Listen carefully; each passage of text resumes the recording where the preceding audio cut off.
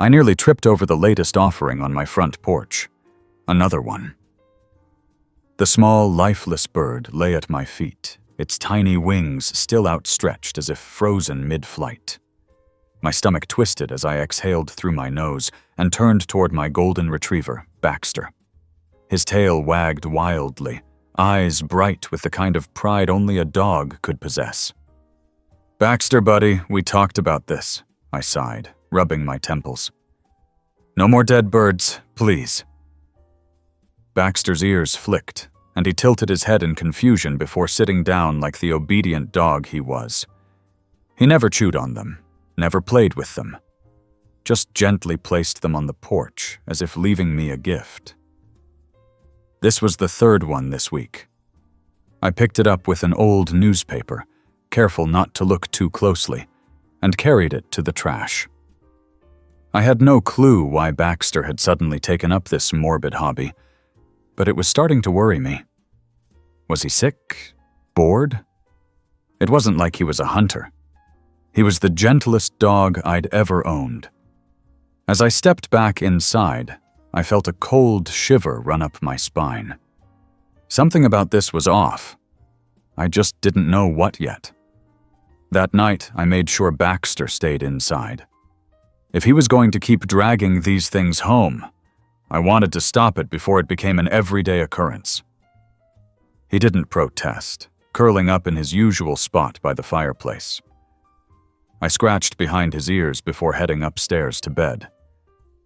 I barely slept. My mind raced with all sorts of reasons for his behavior. Maybe he was trying to get my attention. But for what? I resolved to take him to the vet in the morning, just to rule out anything medical. The next day, as soon as the clinic opened, I loaded Baxter into the car and drove across town. The waiting room smelled like antiseptic and wet fur, a combination I'd grown used to over the years. Dr. Reynolds, a stout man with silver hair and a permanent smile, greeted us warmly. "What's going on with my favorite patient today?" he asked, ruffling Baxter's fur. "He keeps bringing dead birds home," I said, feeling ridiculous the moment the words left my mouth. "Like, a lot of them. And I don't know why." Dr. Reynolds frowned slightly, but nodded. "Let's take a look." He examined Baxter from nose to tail, listening to his heart, checking his eyes, his teeth. Nothing seemed out of the ordinary. "Physically, he's as healthy as ever," Dr. Reynolds said. "Have you noticed any changes in his behavior otherwise?" "Not really. He's eating fine, playing, sleeping. Just the birds." The vet sat back in his chair, tapping a pen against his clipboard. "Could be instinct. Retrievers are, well, retrievers. Some dogs just like to bring things to their owners, whether it's a toy or other things." "But why now? He's never done this before." Dr. Reynolds thought for a moment. "Has anything changed around your home recently? New neighbors, construction, anything like that?" I shook my head. "No. Everything's the same as it's always been." "Huh. Well, if he's not showing any signs of illness or distress, I wouldn't be too concerned just yet. Maybe keep an eye on him, see if you notice anything else." I nodded, though it didn't make me feel any better. Something wasn't right. I could feel it. When we got home, I decided to follow Baxter outside. I wanted to see exactly where he was getting these birds from. He trotted toward the backyard, his tail wagging as he sniffed around the base of the fence. I leaned against the railing, watching. Minutes passed, and he seemed content just exploring. Then, without warning, he bolted toward the old oak tree in the corner of the yard. "Baxter!" I called, but he didn't stop. I hurried after him, my boots crunching against the damp grass. When I reached him, he was pawing at the ground, whining softly. I crouched down, brushing the leaves aside. Something was buried there. A wave of unease settled over me as I dug with my hands. The soil was loose, like it had been disturbed recently. My fingers scraped against something solid, and I pulled it free. A small wooden box. I glanced at Baxter. He sat quietly, watching me expectantly. My heart pounded as I lifted the lid. Inside, wrapped in an old cloth, was a stack of photographs. My breath hitched as I pulled the top one free. A young woman, smiling at the camera, standing in front of what looked like my house, only much older, the paint faded, the porch railings missing. I shuffled through the rest. Different people, different times. And then, at the bottom, a handwritten note. Help me. My hands trembled. What was this? Who left these here? And why was Baxter the one who found them? I looked down at my dog, my loyal companion, who had been trying to tell me something all along. This wasn't about the birds. This was about something much, much bigger. And I had no idea what I had just uncovered. My hands tightened around the wooden box as my mind struggled to make sense of what I was holding. The old photographs, the pleading message. How long had this been buried here? Who had put it there? Baxter sat beside me, his big brown eyes locked on mine as if he were waiting for me to finally understand. He had been trying to get my attention all along, leading me to this moment. I exhaled sharply and rose to my feet, brushing the dirt off my hands. The yard was still, the morning sun casting long shadows through the trees. My heart pounded as I examined the pictures again. The young woman in the first photograph looked so familiar, but I couldn't quite place her. She stood in front of my house, but it must have been taken decades ago. The house looked weathered, the landscaping sparse. As I flipped through the rest, I noticed other faces. A young man leaning against the porch railing, a small child playing in the yard. They all seemed happy, frozen in time, yet the presence of that note made my stomach tighten. Help me. The handwriting was shaky, hurried. Whoever had written it must have been desperate. But why had they left it in a box buried in my backyard? I glanced at Baxter, who thumped his tail against the ground expectantly. All right, boy, I murmured. Let's see what we can find out. I carried the box inside and set it on the kitchen table. The air in the house suddenly felt heavy, thick with questions that begged for answers. I took a deep breath and reached for my laptop. If this was about my house, then maybe I could start there. A quick online search led me to historical records of the property. I scrolled through old photos, legal documents, anything that might offer a clue. My house had been built in the early 1900s, passing through different owners over the years. Then something caught my eye. A newspaper clipping from the 1970s.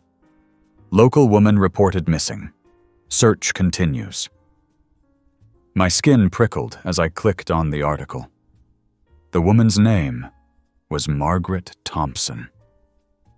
My breath caught in my throat as I pulled out the first photograph again. It was her. The same dark hair, the same bright smile.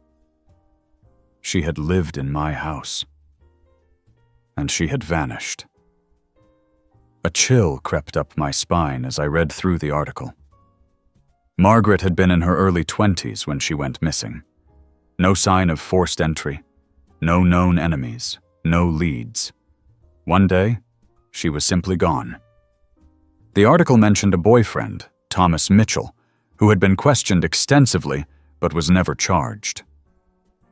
I leaned back in my chair, my mind spinning. Was Margaret trying to tell me something?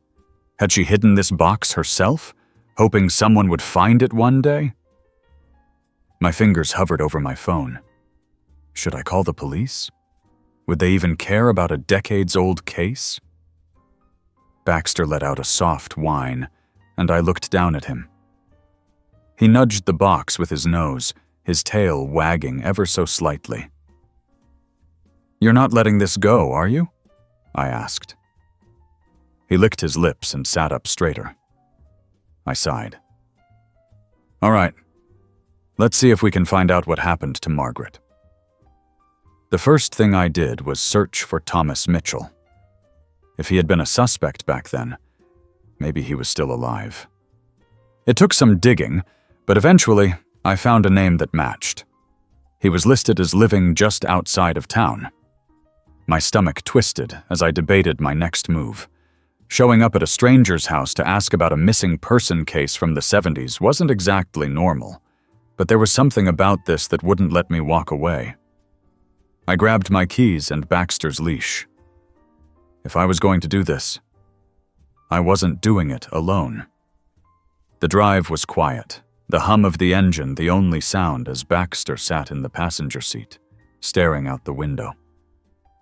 My hands tightened on the wheel as I turned onto a gravel road leading to a small, run-down house. The place had seen better days, paint peeled from the wooden siding, and the front porch sagged under years of neglect. I parked and hesitated. Maybe this was a bad idea. Maybe I should just turn around. But before I could make a decision, Baxter let out a low, insistent whine. All right, I muttered. I hear you. I stepped out of the car, my pulse quickening as I approached the door. I knocked twice and waited. A long moment passed before the door creaked open. An old man stood in the doorway, his face lined with age, his gray eyes sharp. Can I help you? He asked, his voice gruff. I swallowed. Are you Thomas Mitchell? He stiffened. Who's asking? I glanced at Baxter, who was watching the man intently. My name's Adam. I live in a house that I think you used to know. I hesitated before holding up the photograph of Margaret. I found this in my backyard. His eyes darkened, and for a moment I thought he was going to slam the door in my face. Instead, he let out a slow breath and stepped back. You'd better come in. The air inside smelled of dust and old wood, a faint scent of pipe smoke clinging to the furniture. Thomas led me to a worn-out couch and sat in an armchair across from me. Baxter settled at my feet, ears perked. I haven't seen that picture in a long time, Thomas said quietly. I found it buried in my yard, I said, watching his reaction closely. Along with a note that said, "Help me." His jaw tightened. She was the love of my life, he murmured. Margaret. We were supposed to get married. Then one day she was just gone. And no one believed I didn't have something to do with it. I studied him carefully. He looked tired, worn by years of carrying something heavy. Do you think someone took her? Thomas rubbed his face. I don't know. I searched for her, for years. But she was just gone. And now you find this, after all this time? His voice broke slightly, and for the first time, I saw something more than an old man accused of something he might not have done. I saw grief. Real, raw grief. I don't know what happened, I admitted. But maybe it's time we found out. His eyes met mine, a flicker of something passing through them. Hope, maybe. And sitting between us, silent but knowing, was Baxter, the dog who had started it all. The silence between Thomas and me stretched for what felt like an eternity. Outside, the wind rattled the old window panes, filling the small living room with a low, eerie hum. Baxter sat between us, his ears twitching as he watched the exchange unfold. My hands still gripped the photograph, its edges worn and curled with age. You really think you can find out what happened? Thomas finally asked, his voice thick with something that sounded like both skepticism and desperate hope. I exhaled slowly, weighing my words before speaking. I don't know, but I have to try. Finding that box in my yard, it wasn't an accident. Baxter was trying to tell me something. Thomas looked down at the dog, who blinked up at him with those knowing eyes. He let out a long breath and leaned back into his chair, his fingers tapping against the worn armrest. I never stopped thinking about her, he murmured. Not for one day.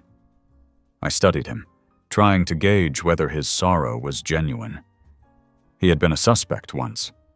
The police had questioned him. But if he had been guilty, why would he have spent his entire life buried under the weight of this loss? I found a news article about her disappearance, I said, watching for his reaction.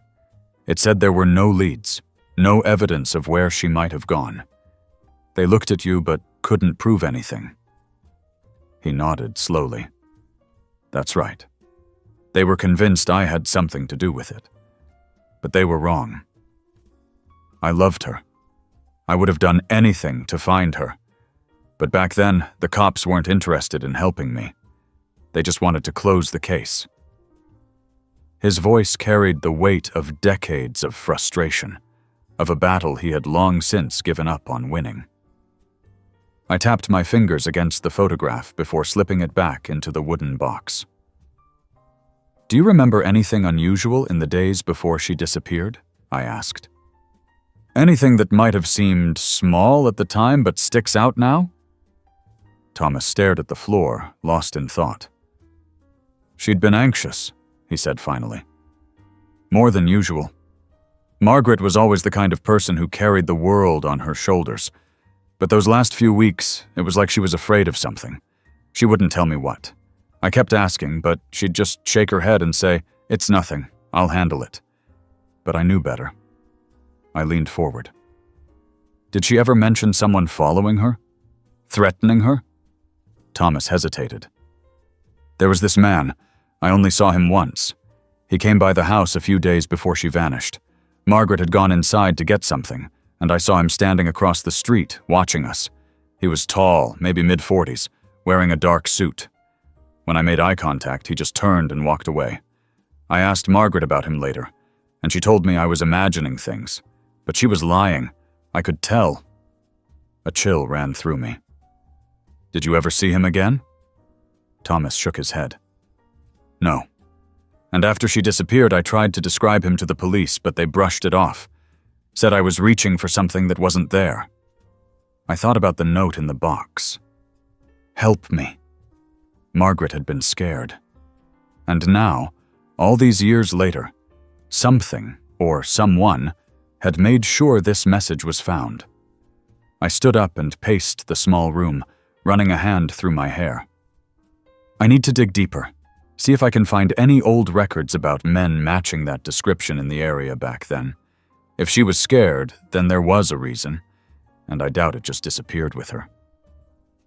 Thomas nodded, his hands gripping the armrests like he was grounding himself. I don't know what you'll find, but if there's even a chance... His voice trailed off, and for a moment I saw something break in his expression. I didn't know what I would find either, but I knew one thing. Baxter had led me to this for a reason, and I wasn't about to stop now.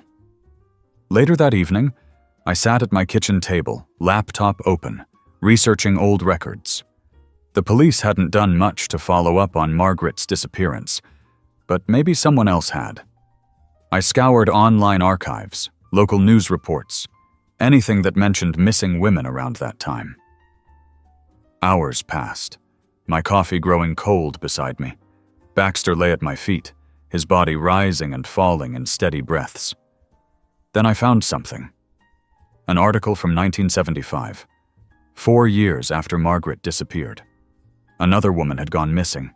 Same age range, same town, and she too had never been found. I clicked on her name, Linda Harper. My chest tightened as I pulled up an old picture.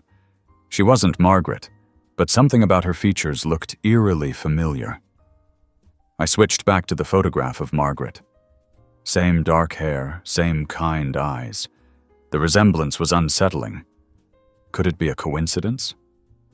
Or was something more going on here? I sat back, exhaling sharply. There's something bigger here, Bax. I can feel it. Baxter lifted his head, his tail thumping once against the floor before he settled back down. I wasn't sure what I had stepped into, but it was no longer just about Margaret. There was another woman. Maybe more. And I had a feeling I was only scratching the surface.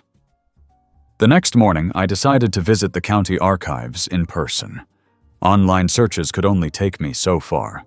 If I wanted real answers, I needed to dig through physical records. Baxter whined as I grabbed my keys, clearly unhappy about being left behind. "I'll be back soon, boy," I promised. "You've done enough for now." The records office was an old brick building that smelled of aged paper and dust. I explained what I was looking for to the clerk, an older woman with silver hair and thick glasses. She raised an eyebrow but didn't ask any questions, leading me to the back where the older files were stored. "Everything from the 70s should be in this section," she said, gesturing to rows of cabinets. "But if you're looking for missing persons reports, they'll be under criminal case files." "Thank you." I started sifting through files, flipping through old reports with trembling fingers. Margaret's name was there, along with a short, disappointing write-up. But then, further down, I found another. Linda Harper.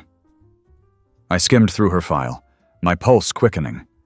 The circumstances of her disappearance were eerily similar to Margaret's. No forced entry, no known enemies. Just gone. And then, buried in a list of names associated with the case, I found something that made my blood run cold. One name appeared in both Margaret's and Linda's files. Paul Grayson. I didn't recognize the name, but it was the only connection between the two cases. And I had no doubt now that they were connected. I snapped a quick picture of the files with my phone before returning everything to its place. As I walked back to my car, my mind raced. Who was Paul Grayson? And why had his name been in both case files? Whatever the answer was, I had a sinking feeling that I was about to find out. The drive home was a blur. Paul Grayson, a name I had never heard before, yet there it was, tying two missing women together across a span of years. My mind was spinning, searching for any logical explanation that didn't lead to something dark. But there was no denying it. Margaret and Linda had disappeared under similar circumstances, and this man had been involved in both cases somehow. Baxter greeted me at the door, his tail wagging lazily as he stretched. He sniffed the air, his nose twitching as he circled me like he knew something had changed.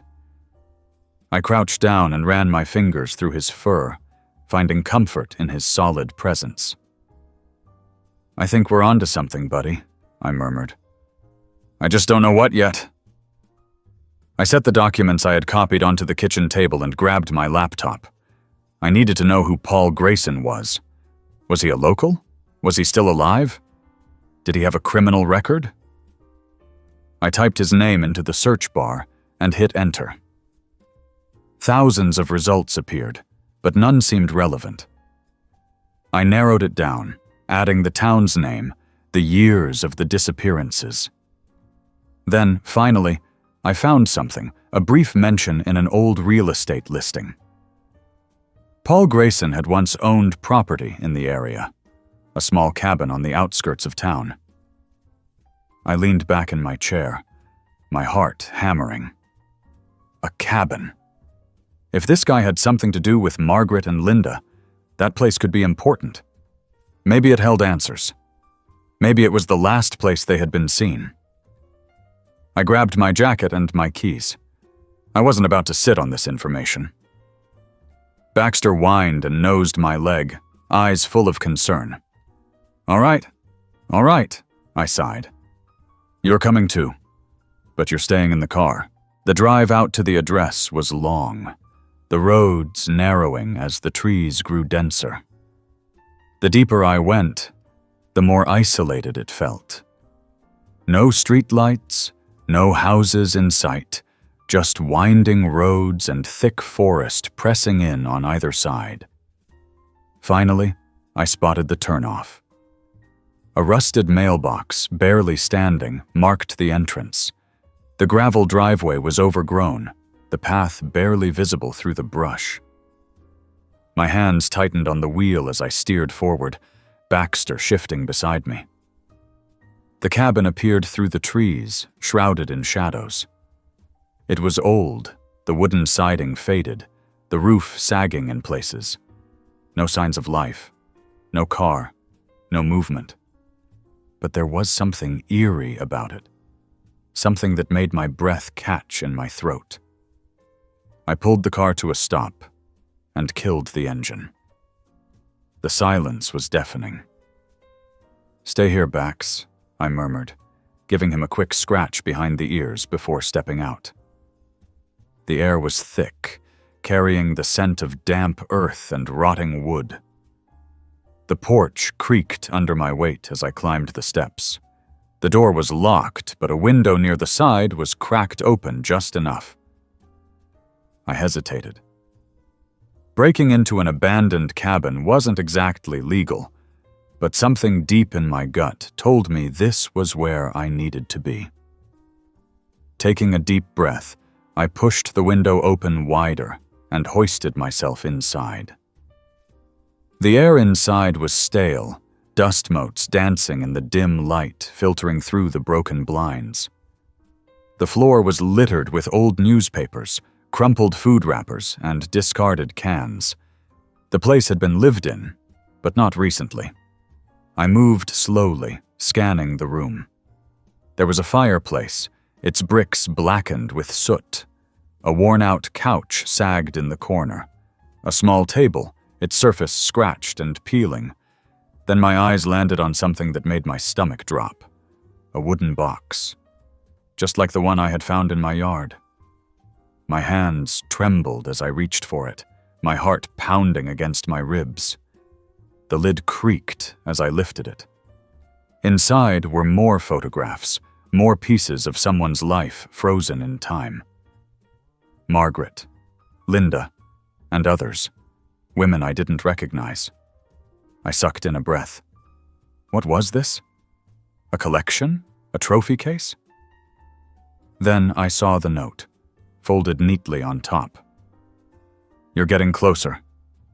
I dropped it like it had burned me, my pulse roaring in my ears. Someone had been here recently. Someone knew I was looking. My first instinct was to run, but then I heard it. Movement outside. Footsteps. Slow. Deliberate. Baxter barked, loud and urgent. I spun toward the window, my chest tight with panic. Someone was out there. Someone was watching. I didn't have time to think. I grabbed the box and scrambled back toward the window, shoving it open just as another sound cut through the air. A low, deep laugh. Chills shot down my spine. I launched myself out the window and sprinted toward the car. Baxter was barking wildly now, his body tense as he paced in the front seat. I jumped in and slammed the door, fumbling with the keys. My breath came in sharp gasps as my hands shook. Then, just before I turned the ignition, I forced myself to look up.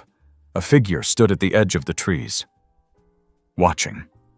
I couldn't make out the face, but the stance, the way they tilted their head slightly. It was like they were daring me to come back.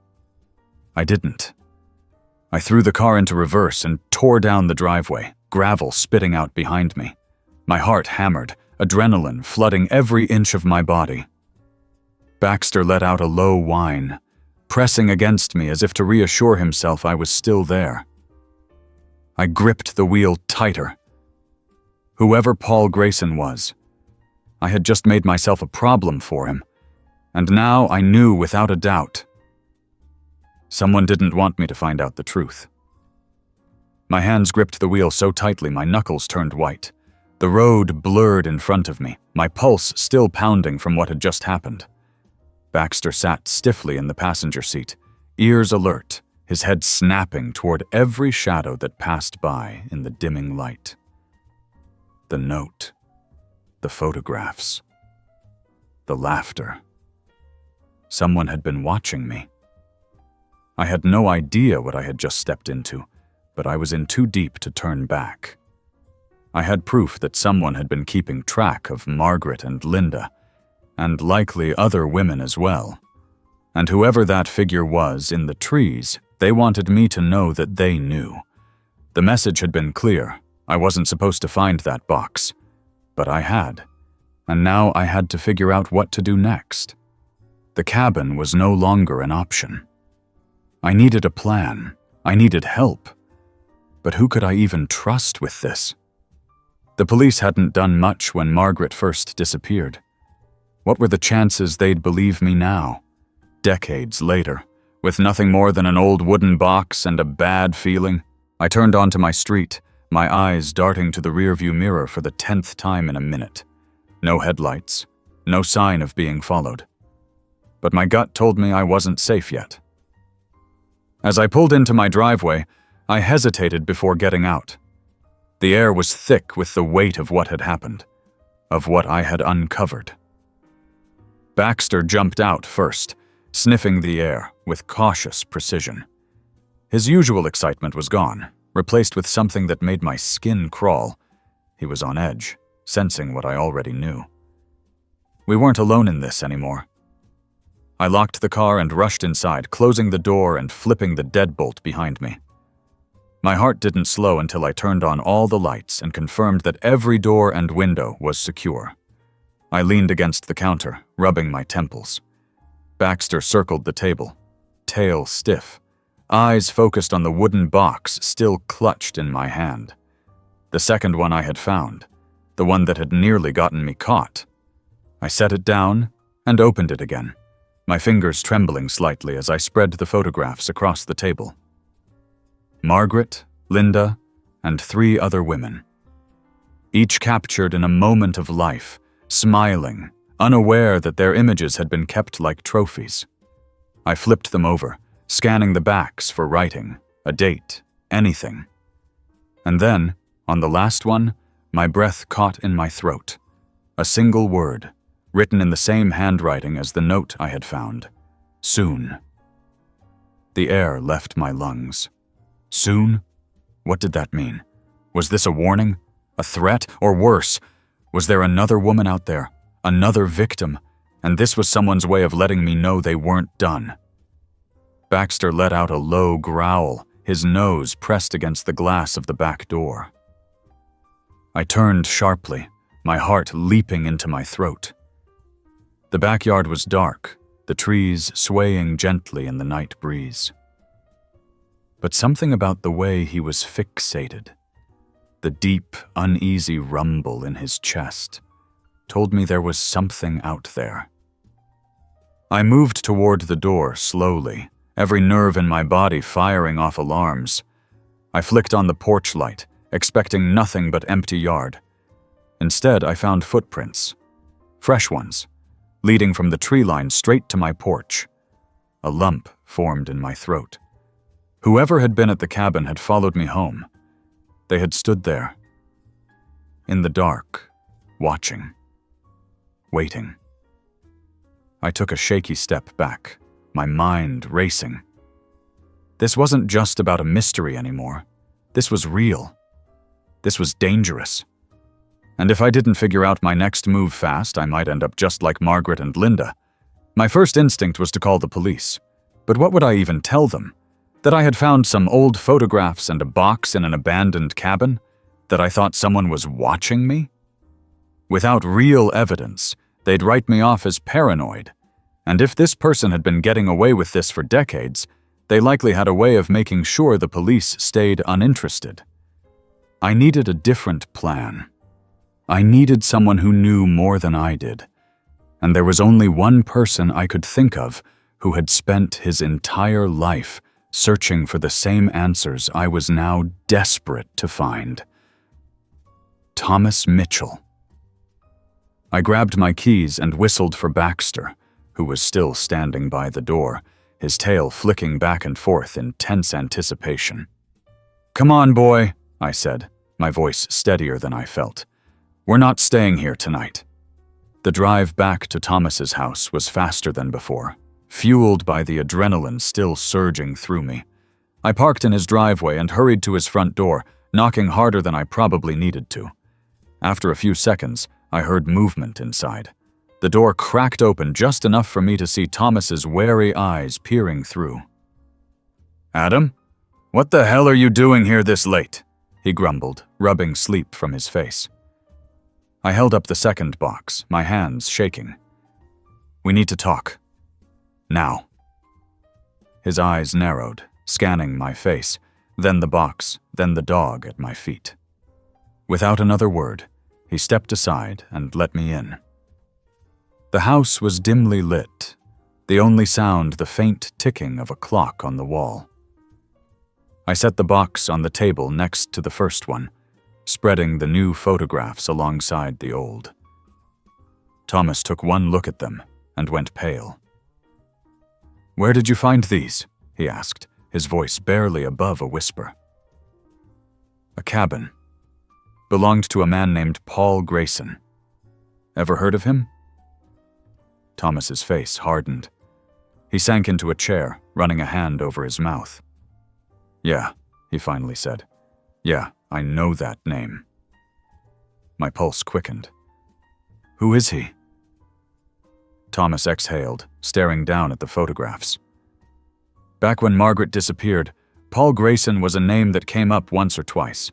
He wasn't from around here, but he did business in town. No one ever looked at him too hard, though. I always thought there was something off about him, but I had no proof.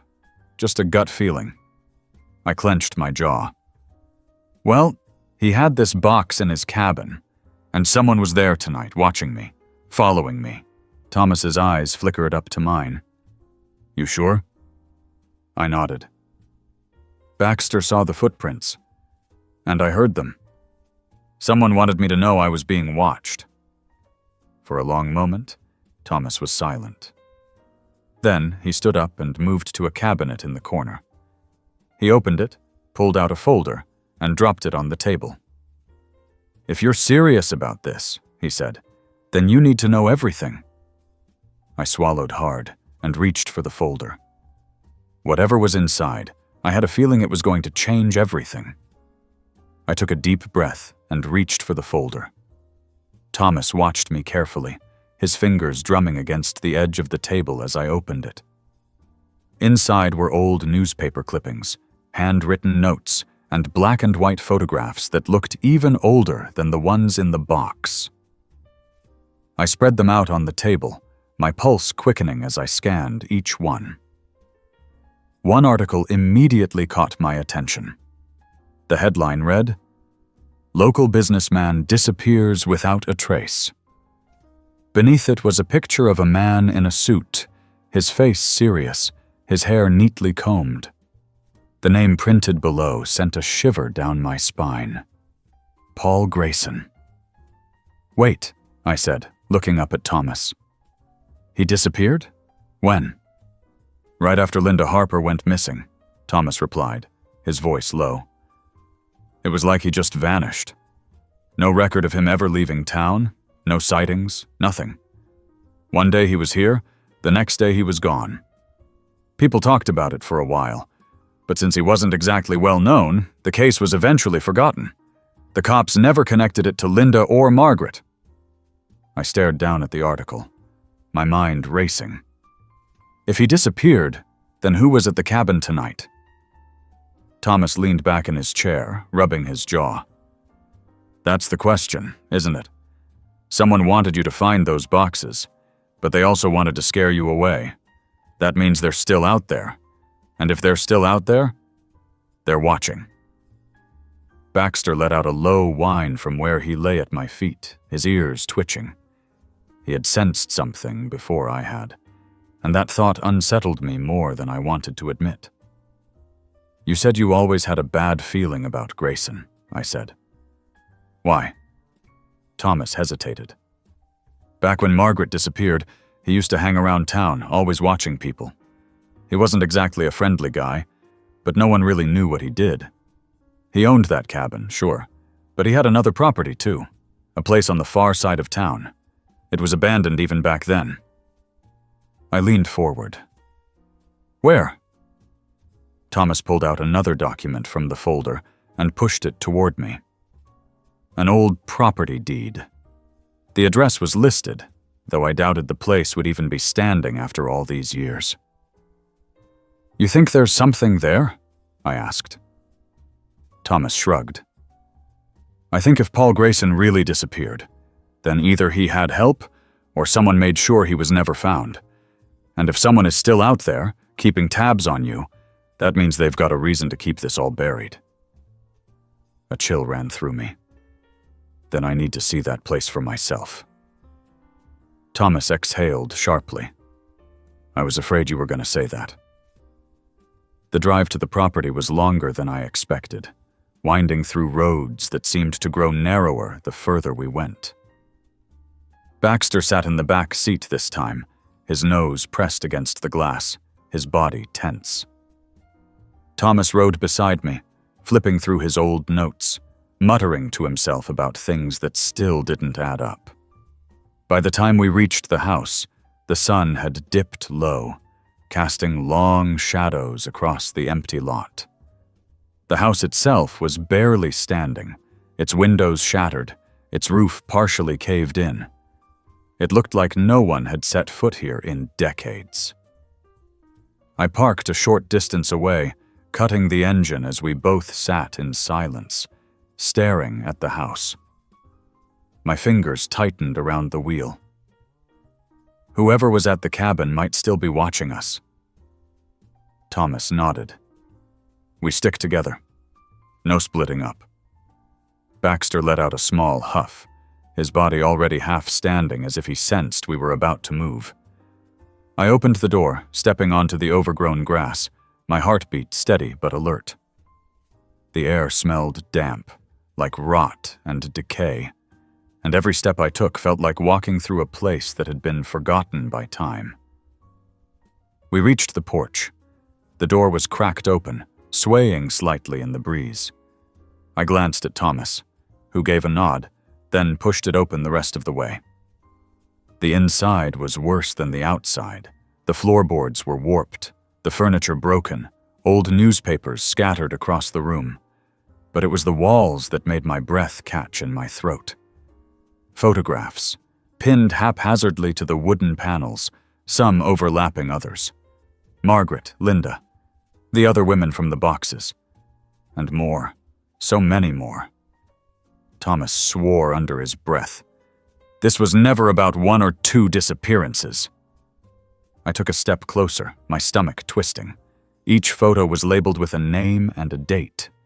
Some of the dates went back further than Margaret's disappearance, decades further. How did no one ever find this place? I whispered.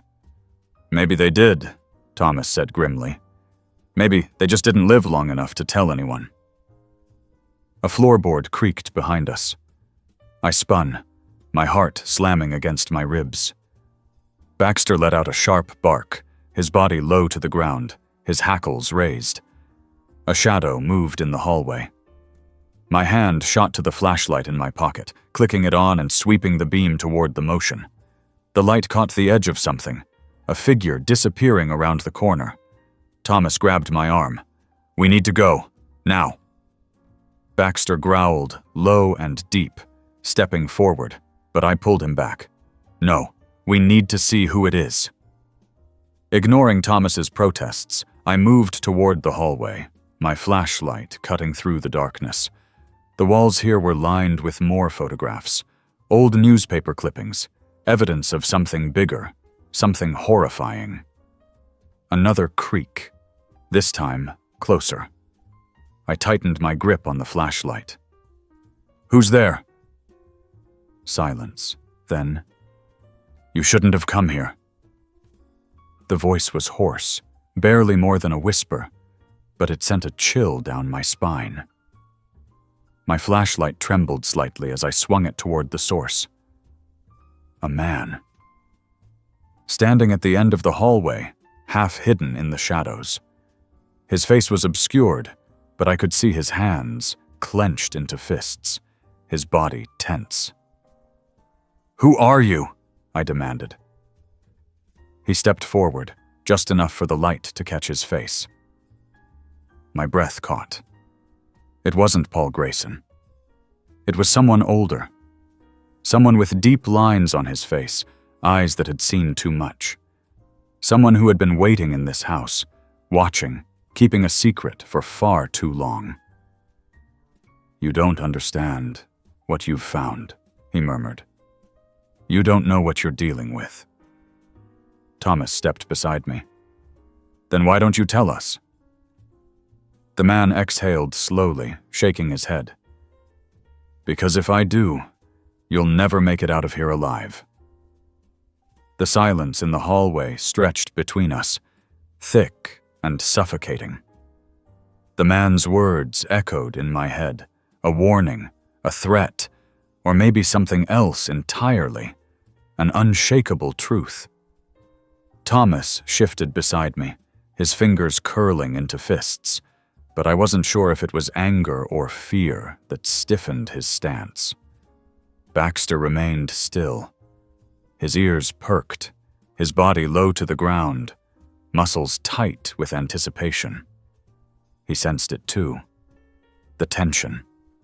The unspoken danger lingering in the air. I kept my flashlight steady, my eyes locked onto the man's face. He looked as if he had been expecting us, as if he had been living in this decaying house, guarding its secrets. His features were gaunt, his skin weathered. There was something about him that reminded me of the stories people told about ghosts, the kind that never left, forever tethered to the place where something had gone horribly wrong. "Tell us what we found," I said, keeping my voice even. "Because I think we already know it's bigger than just one missing person." The man exhaled, his eyes flicking to the photographs on the walls. "It's always been bigger, but no one ever stays long enough to figure out just how deep it goes." A slow chill crept up my spine. "You're saying people have tried?" His gaze returned to me, dark and unreadable. "They never made it out." Thomas shifted, finally speaking. "Who are you? What do you know about Paul Grayson?" The man's lips pressed together, his jaw tightening as if the name alone caused him pain. "You're asking the wrong question." I swallowed hard. "Then what's the right one?" He hesitated, his fingers twitching at his sides. "Not who Paul Grayson was. Who he became." A cold wave of dread settled in my chest. "What do you mean? He disappeared." "No," the man said, shaking his head slowly. "He didn't disappear. He changed. And the things he did before, those were just practice." The walls around us felt closer now, the air heavier. My mind reeled, trying to piece together what he was saying. "You mean he's still alive?" I forced the words out, almost afraid of the answer. The man let out a dry, humorless laugh. "Alive? That depends on what you consider human." A sharp breath left Thomas, and I turned to see his face tight with restrained anger. "Enough riddles," he snapped. "If Grayson is still out there, if he's still doing this, why hasn't anyone stopped him? Why haven't you stopped him?"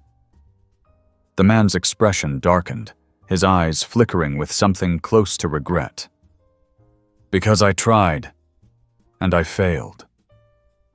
Baxter let out a low growl, the deep rumble reverberating through the hallway. The man glanced down at him, something almost like understanding in his eyes. "You brought the right one with you," he murmured. "He sees what you don't." I tightened my grip on the flashlight. "Then help us. Tell us what we need to do." The man didn't answer right away. Instead, he turned, walking deeper into the house. "If you really want answers, you need to see it for yourself. But you won't like what you find." I hesitated. Thomas gave me a wary look. But we had already come this far.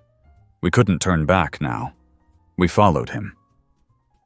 The hallway stretched on, leading us into what must have once been the main living room. Dust and decay covered every surface, but something else stood out immediately. An old wooden desk, its surface cleared except for one thing. A ledger. The man gestured toward it. "You want proof? There it is. Every name, every date, every person he took." My pulse thundered in my ears as I stepped closer, hesitating before flipping the cover open. The pages were yellowed, the ink faded, but the words were still clear. Margaret Thompson, Linda Harper. And then, more names. Names I didn't recognize, names I had never heard before. I turned the pages, faster now, my stomach tightening with each entry. The ledger went back decades. Thomas let out a sharp breath beside me. "There are so many." I nodded, my throat dry. "And look at the dates. They're recent. The last entry..." I stopped. My vision swam for a moment, my body turning cold. The last name wasn't someone from the past. It was mine. Thomas's hand landed on my shoulder. "We need to go, right now." The man across from us sighed, shaking his head. "You're already in it. Running won't change that." I looked at him, my pulse hammering. "Then tell us what will." His gaze locked onto mine. "You have two choices. You can keep digging, or you can disappear before he comes for you." The weight of his words settled deep in my chest, but I already knew the answer. "I'm not running," I said quietly. "Not until I know the truth." The man studied me for a long moment, then nodded. "Then you need to find the others. The ones who've been searching just like you. You're not alone in this, but you don't have much time." A chill crawled up my spine. "Where do we start?" The man took a step back into the shadows. "Follow the ledger. Follow the names. And when you find them, pray they're still alive." The weight of the ledger sat heavy in my hands as I flipped through the pages again, my name staring back at me like a ghost waiting to be acknowledged. My heart pounded against my ribs, my mind spinning through 1,000 thoughts, none of them leading to a place of safety. Thomas's grip on my shoulder tightened. "We're leaving," he said, his voice a low growl of urgency. The man who had led us here didn't flinch. He simply shook his head. "You think walking away from this place is that easy?" I swallowed hard, the stale air of the abandoned house thick in my lungs. "What do you mean?" He sighed, stepping back into the shadows, his expression unreadable. "Your name's in that book, kid. That means you were marked long before you even knew this was happening." Baxter let out a low growl, his ears pinned back, his body shifting slightly in front of me like he knew more than we did. Thomas exhaled sharply. "Then we need to move fast. If we're already targets, sitting here isn't going to help." The man leaned against the doorway, watching us with the kind of gaze that saw past words and straight into the truth of things. "If you really want to get ahead of this, you need to find the others." I frowned. "You mentioned others before. Who are they?" His jaw tightened for a moment before he responded. "People who've spent their whole lives looking for answers. People who disappeared trying to find them."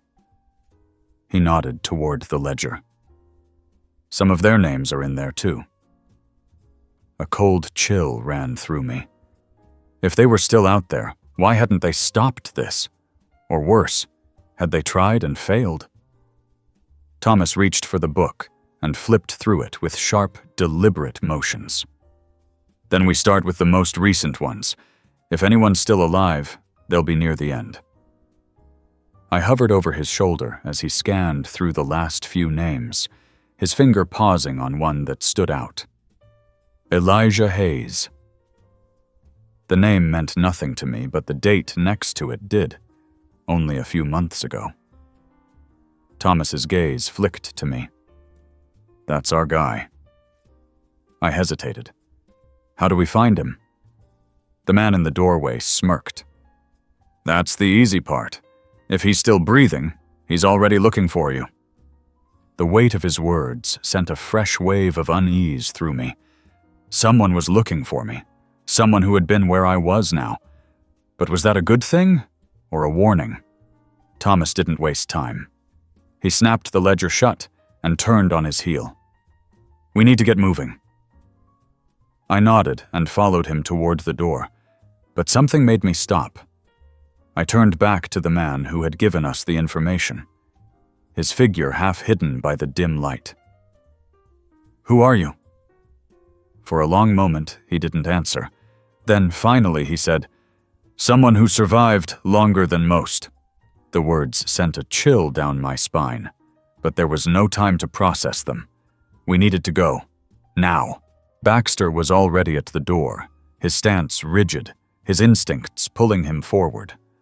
I didn't argue. We stepped outside, the cold night air wrapping around us like a warning. The house sat silent behind us, a place that had held secrets for too long. A place that had more to tell, if we had the stomach to stay. But we didn't. Not yet. We drove in silence, the road stretching out ahead of us, empty and dark. The only sound was the hum of the tires against the pavement, the occasional rustle of Baxter shifting in the back seat. Thomas kept his eyes straight ahead, his hands gripping the wheel a little too tight. We have to assume we're being watched. I glanced at the rearview mirror, half expecting headlights to appear behind us. You think they know we have the ledger? Thomas shook his head. They knew before we even found it. The realization sent a shiver through me. Whoever had left that ledger, whoever had put my name in it, they weren't just keeping track. They were setting something in motion. I pulled out my phone and searched for Elijah Hayes. Nothing useful came up. No recent activity, no sign of where he might be. It was as if he had already disappeared, just like the others. We need to be smart about this, Thomas muttered. If we start asking around, we'll bring attention to ourselves. I exhaled slowly. Then we need someone who already knows where to look. Thomas gave me a sidelong glance. You got someone in mind? I hesitated. Maybe. I didn't like the idea of involving anyone else, but there was one person who might have the resources we needed. Someone who had dealt with missing people before. I scrolled through my contacts and pressed the call button before I could talk myself out of it. The phone rang twice before a gruff voice answered. Haven't heard from you in a while. I swallowed. I need your help. A pause. Then, where are you?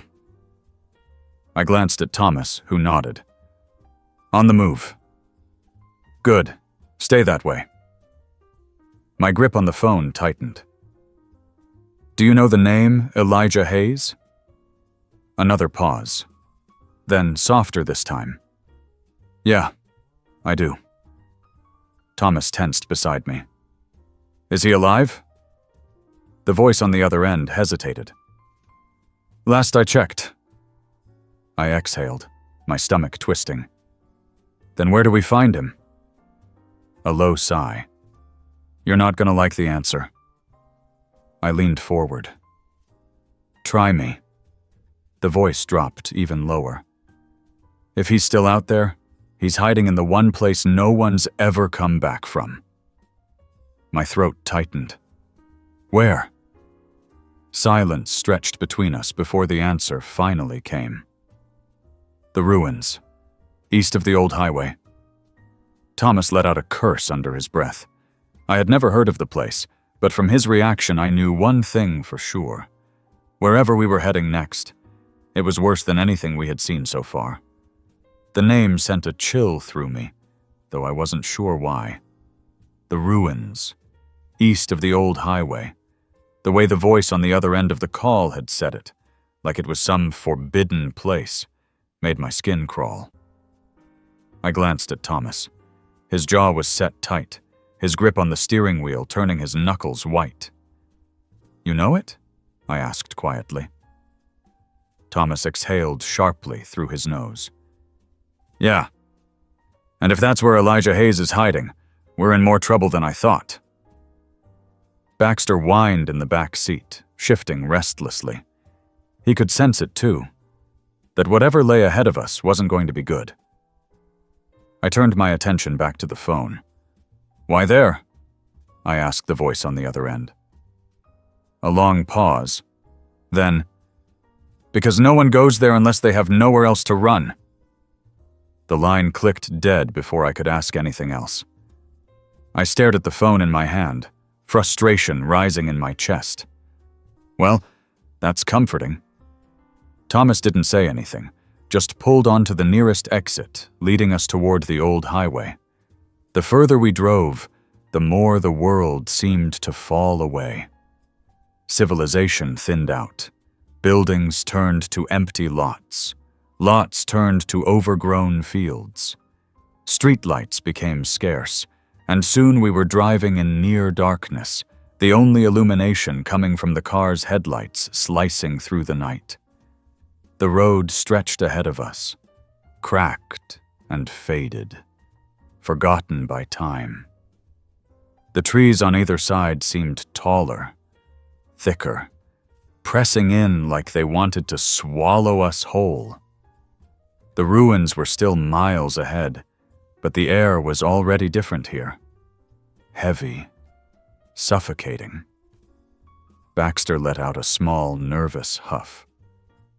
I reached back to scratch behind his ears. "It's okay, boy."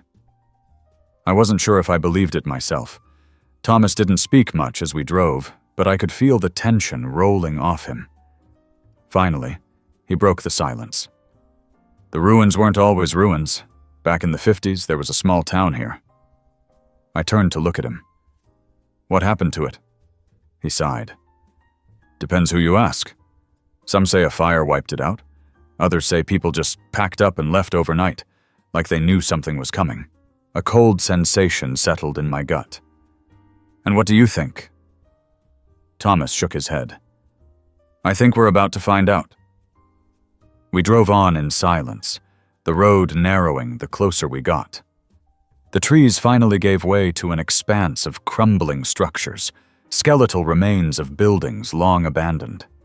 The air smelled damp, earthy, with something faint underneath, something stale, something forgotten.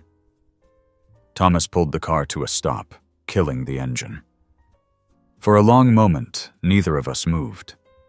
Then, almost reluctantly, he reached for the door handle. "We don't stay longer than we have to." I nodded, stepping out onto the cracked pavement. The wind whispered through the ruins, rustling debris, making it sound like the town was still breathing. Baxter jumped down beside me, ears up, eyes scanning the shadows. I turned to Thomas. "Where do we start?" He nodded toward what had once been a church, the skeletal frame of its steeple still reaching toward the sky. If he's here, he'll be in there. We walked carefully, every step crunching against the rubble. My heart pounded, my body on high alert. I didn't like this place, not one bit. As we neared the entrance of the church, a noise echoed from inside. A soft shuffle. Thomas froze. "Did you hear that?" I nodded, swallowing hard. "Yeah." Baxter let out a low growl. Then, from the darkness, a voice. Weak. Tired. "You shouldn't have come here." I exhaled sharply, stepping closer. A figure sat slumped against the far wall, barely illuminated by the moonlight filtering through the broken roof. His clothes were torn, his skin covered in dirt and bruises. But he was alive. "Elijah Hayes?"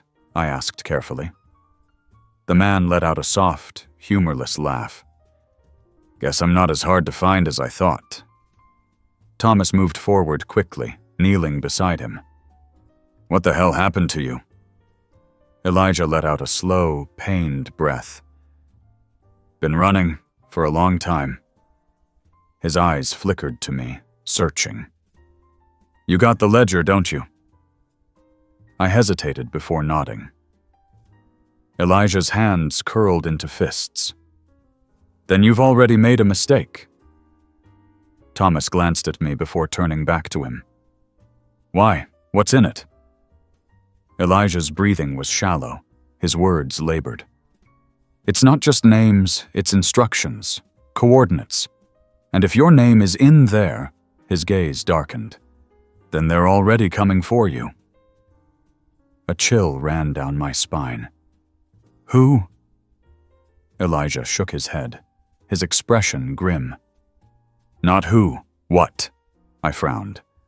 What does that mean? He exhaled sharply, struggling to sit up straighter. Paul Grayson wasn't just taking people. He was choosing them, marking them. And once your name's in that book, you don't just disappear. He looked at me directly, eyes sharp despite his exhaustion. You become something else. My stomach twisted. Something else? Elijah's jaw clenched. I've seen what happens to the ones who get taken. And trust me, you don't want to know. Baxter let out a sudden bark, his body tense. A second later, I heard it too. Footsteps, outside. Thomas shot to his feet, pulling me with him. Elijah groaned but forced himself upright. We have to move. I barely had time to process it before Baxter barked again. Louder this time. The sound of something shifting outside sent ice down my spine. Something was out there, and it was looking for us. Elijah struggled to stand, his breath coming in short, shallow bursts. Thomas grabbed him by the arm, steadying him. My heart hammered against my ribs as the footsteps outside grew louder.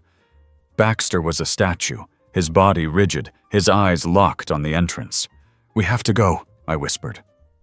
Thomas nodded and pulled Elijah's arm over his shoulder, practically dragging him forward. I stayed close, my hands clenched into fists, adrenaline coursing through my veins. The ruined church suddenly felt smaller, its walls pressing in around us. Baxter growled low, and I turned just in time to see a shadow move past one of the shattered windows. Someone, or something, was circling us. I swallowed back the panic clawing at my throat. There's more than one, I murmured. Elijah let out a weak laugh, bitter and full of knowing. Of course there is. The three of us moved toward the back of the church, keeping low. The exit wasn't much, just a half-collapsed doorway leading into the ruins of what must have once been a storage room. But it was better than staying put. A floorboard creaked behind us. We all froze. Thomas turned, his face pale in the dim light. I followed his gaze, my stomach twisting into knots. A figure stood at the front of the church, barely visible in the shadows. Tall, motionless, watching. It took a step forward, the movement slow, deliberate. Another shape appeared beside it, then another. Move, Thomas hissed. We bolted through the ruined doorway, stumbling into the darkness outside. My pulse roared in my ears. The ground was uneven, strewn with debris, but we didn't stop. I barely noticed the sting of branches scraping against my arms as we ran. Baxter was ahead of us, leading the way through the ruins. His instincts were sharper than ours. He knew where to go. I trusted him completely. Behind us, the footsteps followed, faster now. Elijah gasped, nearly collapsing as he tried to keep up. We're not going to make it. Thomas tightened his grip on him. We don't have a choice. The ruins stretched before us like a maze, crumbling walls and collapsed roofs forming narrow paths. It was easy to get lost here, easy to disappear. Maybe that's why Elijah had chosen it as a hiding place. Maybe that's why whoever was after us had waited until now to make their move. I glanced back. The figures were still there, moving like shadows, always just out of reach of the light. My chest tightened. They weren't running. They didn't have to. We were being herded. "Left," Elijah wheezed. "Take the left path." Thomas didn't hesitate, dragging him toward a narrow alleyway formed by two collapsed buildings. I followed, nearly tripping over a chunk of concrete. Baxter growled again, this time louder. His fur bristled, his ears pinned back. I turned my head just in time to see one of the figures move impossibly fast, darting ahead of us, cutting us off. "Go back!" I shouted. Thomas cursed and spun, nearly losing his balance as he pulled Elijah with him. My breath came in ragged gasps as we veered into another path. Baxter barked, the sound sharp, furious. And then, just as suddenly as they had appeared, the figures stopped. The silence was deafening. I pressed my back against a broken wall, my mind racing. I could still feel them watching, but they weren't coming any closer. Elijah sagged against Thomas. "They're waiting." "For what?" I asked, my voice hoarse. Elijah didn't answer. Instead, he looked at me, his eyes dark and hollow. "Did you read the last part of the ledger?" I hesitated. "Not all of it." Elijah let out a breath, shaking his head. "Then you don't know." A cold weight settled in my stomach. "Know what?" "The ones who are marked," he swallowed hard. "They don't just disappear." I didn't want to ask. I didn't want to hear the answer, but I forced the words out anyway. "Then what happens to them?" Elijah's hands trembled. "They become part of it." A chill ran through me. "Part of what?" Before he could answer, the ground beneath us trembled. A deep, low vibration that seemed to come from everywhere and nowhere all at once.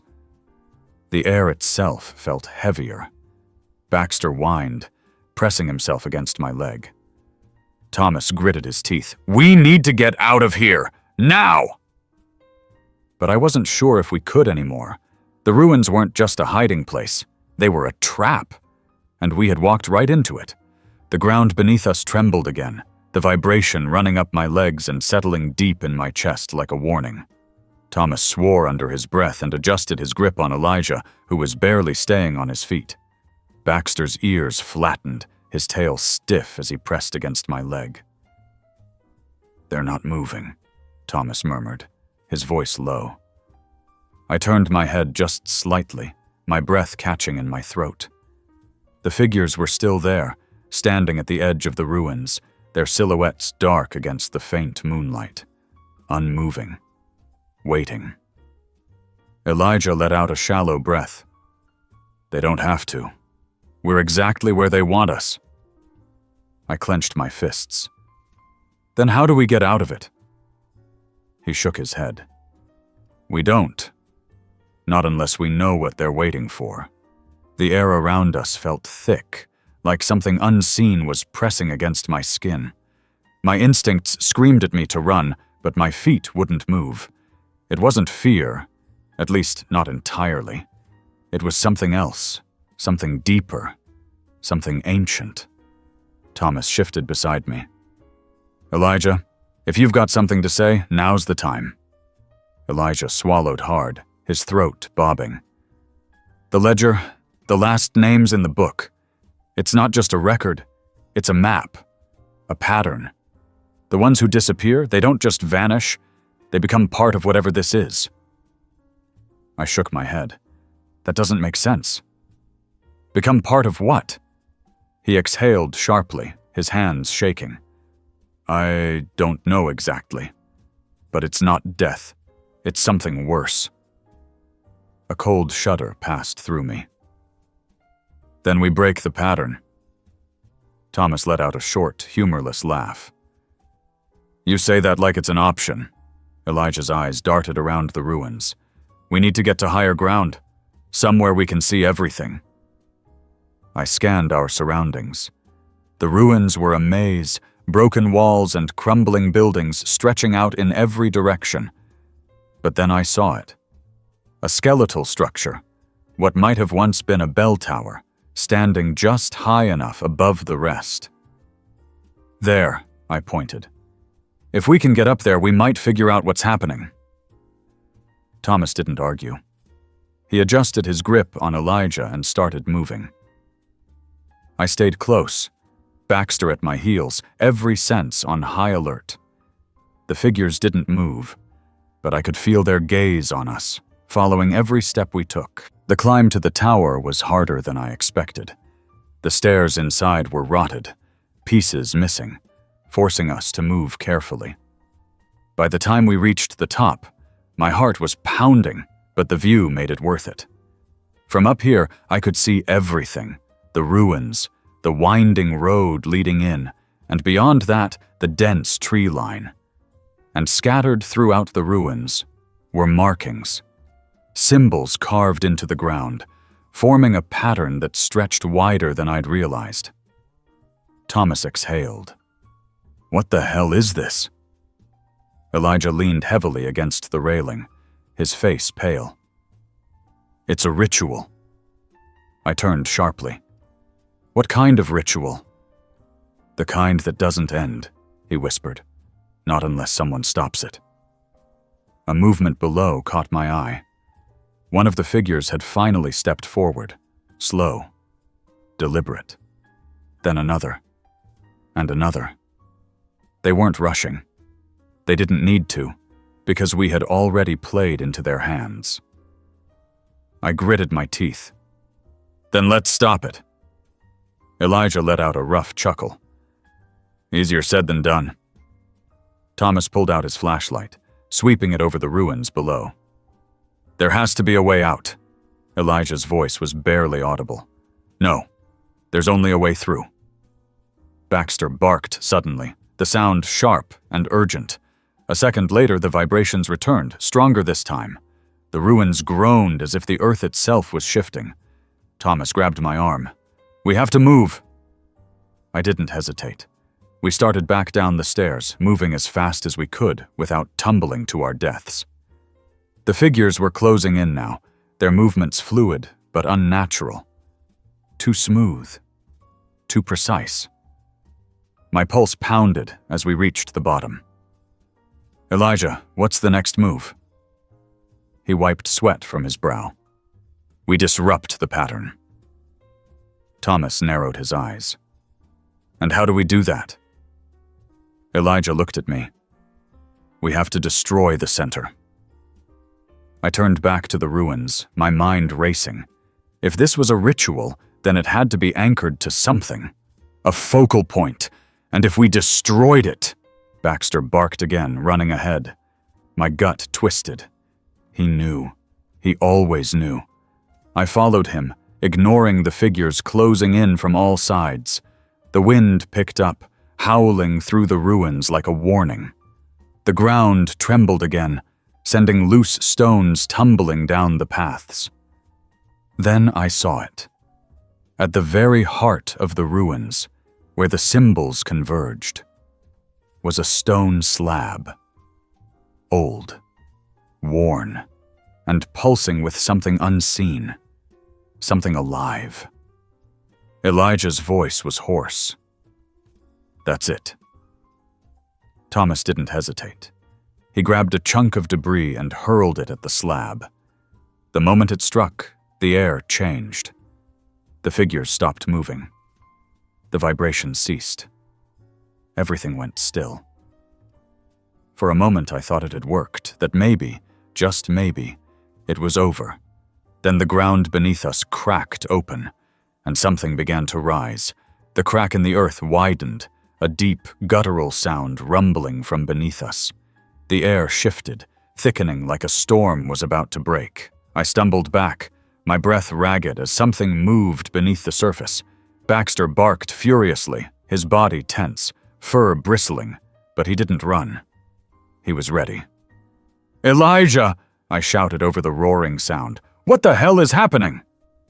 Elijah was pale, gripping his injured side as he stared at the widening abyss. It's breaking through. Thomas swore, backing up alongside me. Breaking through what? Elijah's gaze flickered to mine, his voice hoarse. The ritual was never meant to take. It's been feeding, growing, waiting for the last name in the ledger to be marked. My stomach twisted. Mine. The slab at the center of the ruins pulsed, a steady thump, thump, thump, like a massive heartbeat beneath our feet. The figures surrounding us had stopped, their heads tilting in eerie unison, as if they were waiting for something. Or someone. A thick gust of wind slammed into us, forcing me to shield my face as a low, guttural growl rose from the depths of the pit. I turned back just as the ground split apart completely, revealing something massive beneath the ruins. The shape of it was impossible. Too many limbs, too many shifting angles that made my mind reel just looking at it. The air was filled with a thick, putrid scent, like decayed earth and something metallic. Elijah gasped, his voice barely above a whisper. It's awake.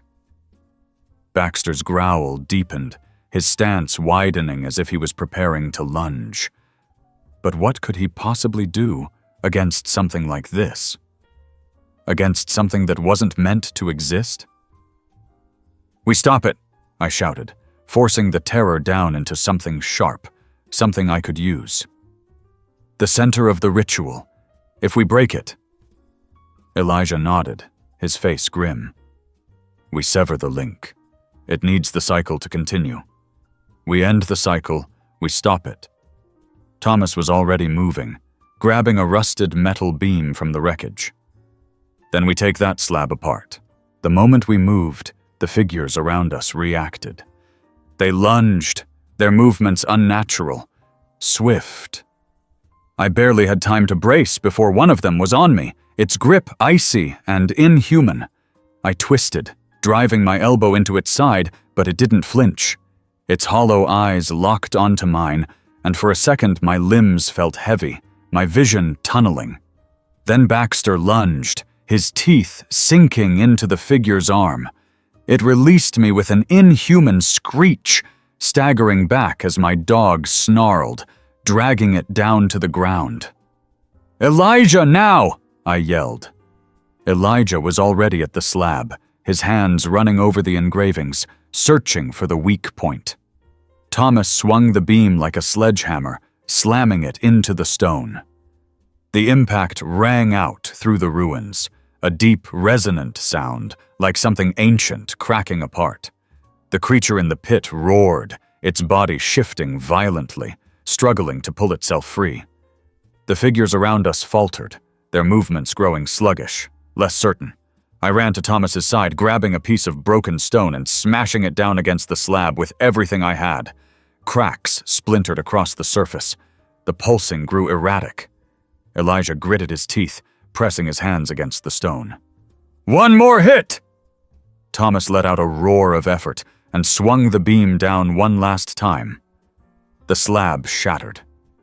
The ruins trembled, the wind howling as if the very air was screaming. The pit convulsed, the massive form within it writhing, its limbs clawing at the collapsing edges. The figures around us let out shrill, distorted wails, their bodies disintegrating into nothing as the ritual unraveled. For a moment, all I could hear was my own heartbeat.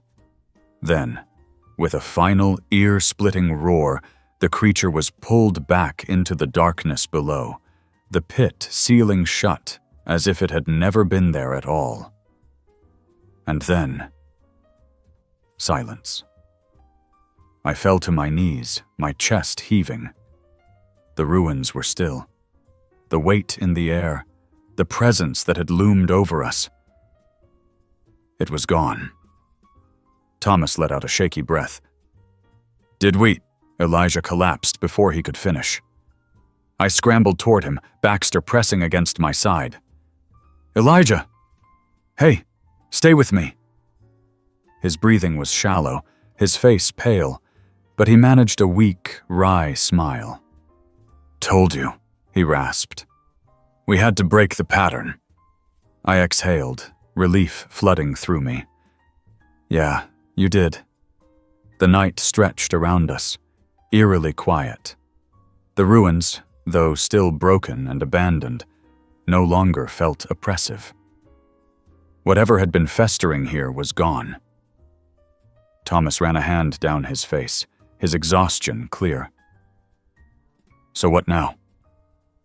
I looked down at the shattered remnants of the slab, at the scars left behind by what had happened here. We make sure no one ever tries to start it again. Baxter let out a low, satisfied huff, his tail wagging just slightly as he leaned into me. For the first time in a long time, I let myself believe that maybe, just maybe, it was finally over.